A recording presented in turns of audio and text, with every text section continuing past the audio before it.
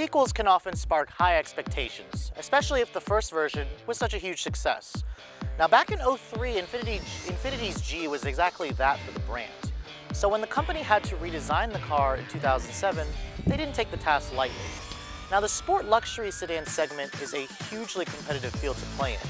Thankfully, the G has its rightful place in the segment, oftentimes being the third or fourth bestseller. So with the second generation model, has Infiniti preserved the goodness that graced the first generation? Let's find out.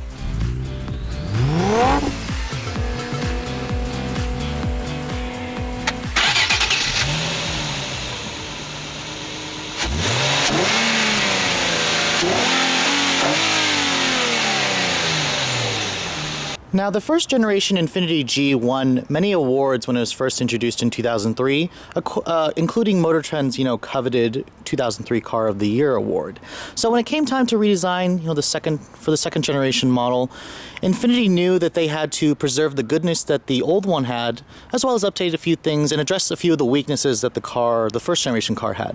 Now, you can see in terms of the styling, it's not very different from the old one. You have a lot more curves here and there. The styling, the vehicle still looks like a G. It's instantly recognizable as a G, especially right down to those taillights in the back.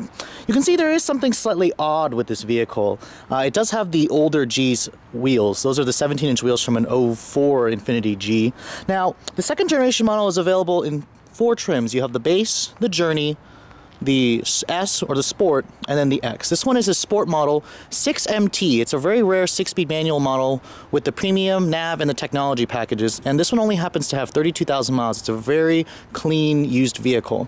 Now, in terms of the exterior styling, I think it's actually aged pretty well. Infiniti is getting ready to replace this car for the third generation, and they're renaming it the Q50, and then the coupe is going to become the Q60.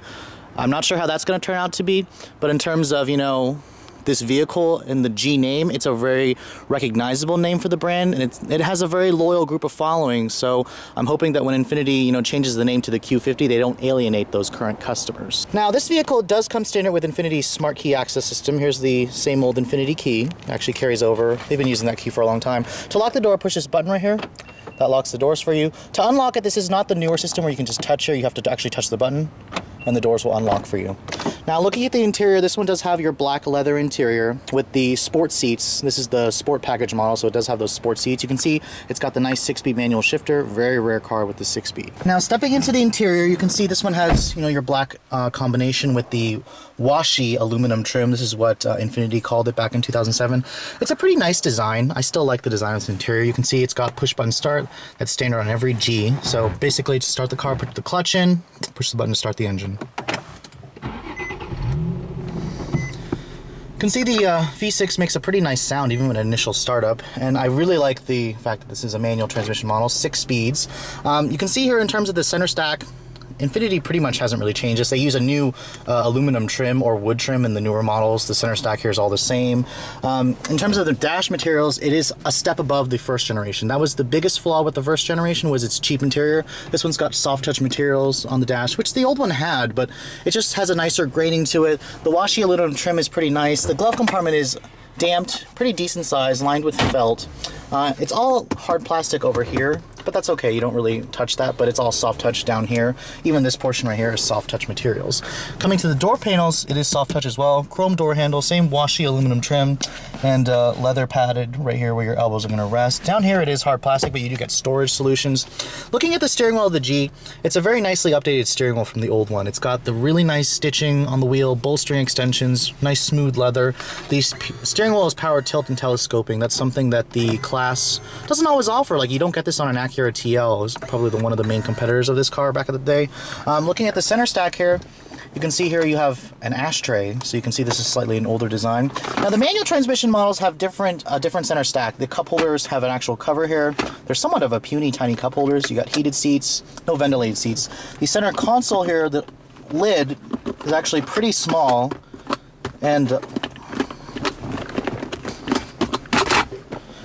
it actually has some trouble getting getting it to open, but it's a puny lid. The armrest here itself is actually a little too low to actually be used as an armrest, so I'm not sure what's going on here because the automatic transmission walls actually have a bigger center stack here. You can see the manual shifter actually vibrates a little bit, and I'll talk a little bit more about the vibration as we go down the vehicle. In terms of features, the tech package pretty much adds the adaptive cruise control, which is kind of rare back in 2007, as well as the swiveling bi-xenon headlights. Now, coming to the back seat of the Infiniti G, it's got a decent sized back seat. It's got a fairly long 112-inch wheelbase. This is bigger than a Lexus IS or a BMW 3 Series.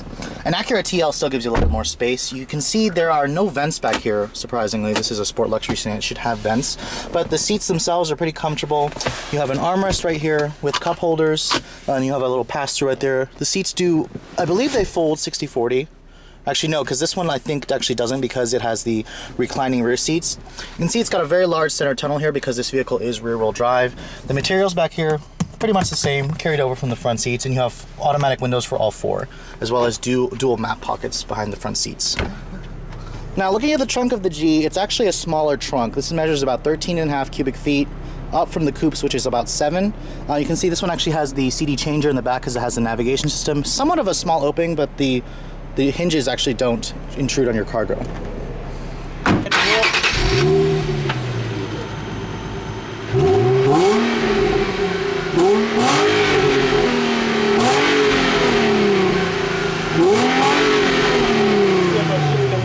Alright, now looking at the engine, this is a newer engine for the second generation G. It's their 3.5 liter VQ series engine. It's the HR model, the high revving engine.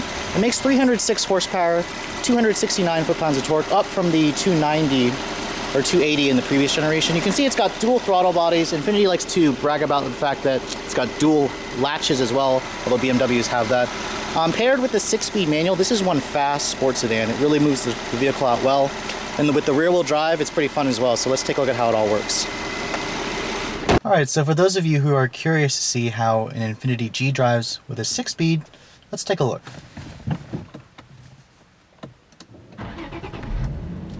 I actually do like the way the V6 sounds when it starts up. It makes a really nice sound. At the high revs, not necessarily in my taste, but still pretty nice. Now, driving a G, the second gen model, pretty much feels like a first gen. The steering has a lot of heft and weight to it. Infinitis have always been like that. They're kind of, they're going after BMWs with that heaviness, that heftness.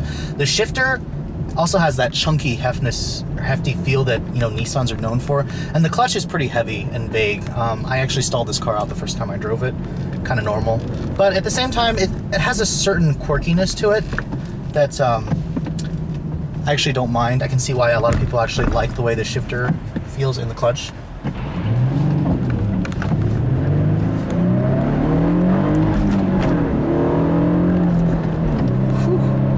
And this thing feels, pretty much as fast as that 350Z or 370Z that I drove a couple months ago. The shifter, like I said, it's got a chunky feel to it. It doesn't like being hurried through the gates. You can actually miss a gear if you're trying to rush through the gates. The clutch, like I said, is also heavy, but it actually, I think you could probably get used to it. I could probably get used to it. Driving the car normally, it can be a little difficult to get it to be a little smooth, especially if you're not used to it. The one thing I don't like is the fact that the shifter transmits a lot of vibration, and it actually vibrates through, the seats and the pedals as well. You can see this thing's just got a lot of power. It just has torque and speed in any gear. Just put your foot down. And then the ride comfort actually is surprisingly not bad. Now these tires are actually the winter tires that the previous owner left on them. It's got the 17-inch wheels. The 18s will probably affect the ride quality a little bit, but I also like the look of the 18s on the regular sport model. Now the rear end on this car, because it's rear-wheel drive, does get a little feisty if you are aggressive with the throttle, but that's what adds to the unique, fun to drive character of this vehicle. Now these are the sports seats in this car, and they're actually really comfortable. They hug you in place. There's a little part here that actually extends out to increase the thigh support, similar to, again, to a BMW.